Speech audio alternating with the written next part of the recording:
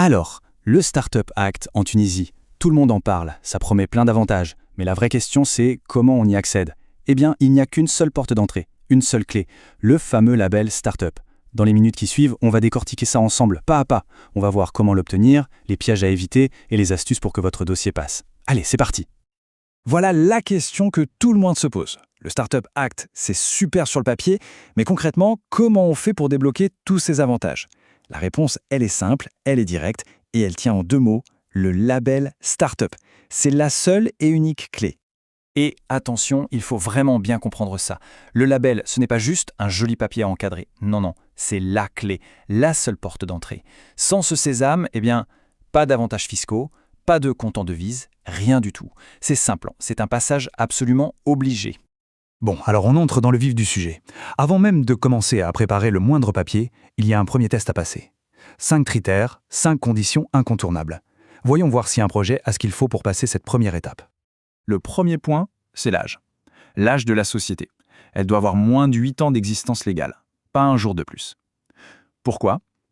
L'idée est assez simple en fait. Le Startup Act, c'est fait pour booster les jeunes pousses, les entreprises qui démarrent.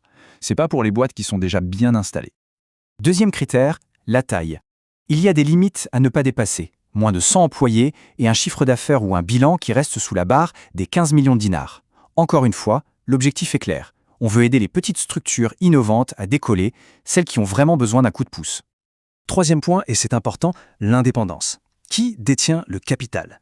Il faut qu'au moins 2/3, donc la grande majorité, appartiennent à des personnes physiques, des fondateurs, ou alors à des fonds d'investissement spécialisés. Ça, c'est pour s'assurer que l'entreprise est bien pilotée par ceux qui l'ont créée.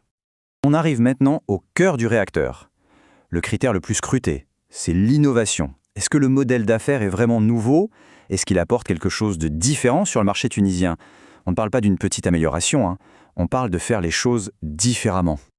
Et pour finir, le 5e critère, la scalabilité. Un mot un peu technique, mais l'idée est simple. Est-ce que le projet peut grandir très très vite? Est-ce qu'il peut toucher un marché immense en Tunisie ou à l'international? C'est vraiment ça qui fait la différence entre une bonne PME et une start-up. Alors là, attention, je le répète, ces 5 critères, ce ne sont pas des suggestions. Si un seul de ces 5 points manque à l'appel, la candidature est rejetée, directement, sans même regarder le reste du dossier. C'est clair, net et non négociable. Bon, si vous cochez toutes les cases, bravo. On peut maintenant regarder le processus de candidature. La bonne nouvelle, c'est que tout se fait en ligne. C'est un parcours en 5 étapes bien définies. Voilà la feuille de route. On a d'abord la préparation, c'est là qu'on fait ses devoirs. Ensuite, la soumission. Après, il y a un examen préliminaire, un premier check-up.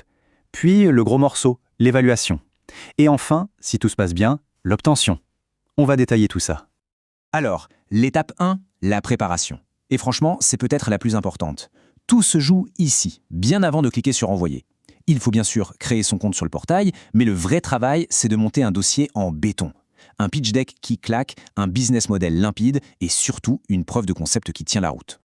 Étape 2, la soumission. Là, il faut être ponctuel. Il y a une petite fenêtre chaque mois, du 1er au 8, pour déposer le dossier. Pas avant, pas après. Ça coûte 100 dinars et attention, ils ne sont pas remboursables. Et petit détail qui a son importance, en cas de refus, il faut attendre 6 mois avant de retenter sa chance. Donc on a intérêt à bien préparer son coup. Ok, le dossier est envoyé. Qu'est-ce qui se passe? D'abord, l'étape 3, l'examen préliminaire. C'est un premier tri rapide. Si tout est complet, on passe à l'étape 4, le moment de vérité, l'évaluation par le collège des startups. C'est eux qui vont juger le fond du projet. L'innovation, le business model, la scalabilité, tout est passé au peigne fin. Ah, un point super important, la différence entre le label et le pré-label. Le pré-label, c'est une sorte de feu vert pour ceux qui n'ont pas encore créé leur société. Ça leur donne 6 mois pour le faire. Mais attention, et c'est le piège à éviter, le pré-label ne donne accès à rien. 0 avantage. Seul le vrai label startup débloque la totalité des bénéfices. Ok, on a compris le processus. Mais maintenant, concrètement, on met quoi dans ce dossier? C'est quoi la checklist pour préparer sa candidature? Voyons ensemble l'arsenal de documents qu'il faut absolument avoir. En gros, il y a 3 grands chapitres. D'abord, la partie administrative, les statuts, l'extrait RNE, bref, la paperasse légale. Ensuite, le cœur de votre projet, le pitch deck, le business model, le prototype, c'est là qu'on montre ce qu'on a dans le ventre. Et enfin, la partie analyse, à quel marché on s'attaque, comment on est différent des autres, il faut prouver qu'il y a une vraie stratégie. Bon, avoir tous les bons documents, c'est le minimum. Mais comment on fait pour que son dossier sorte vraiment du lot? Comment on transforme une candidature correcte en une candidature waouh? Allez, voyons quelques astuces. Retenez bien ces 4 règles d'or. Numéro 1, la preuve de concept. Le fameux POC. Aujourd'hui, c'est quasi obligatoire. 2, le pitch doit être hyper clair et répondre à un vrai besoin du marché. 3, apporter des chiffres, des données, même si c'est juste quelques utilisateurs tests ou une liste d'attente.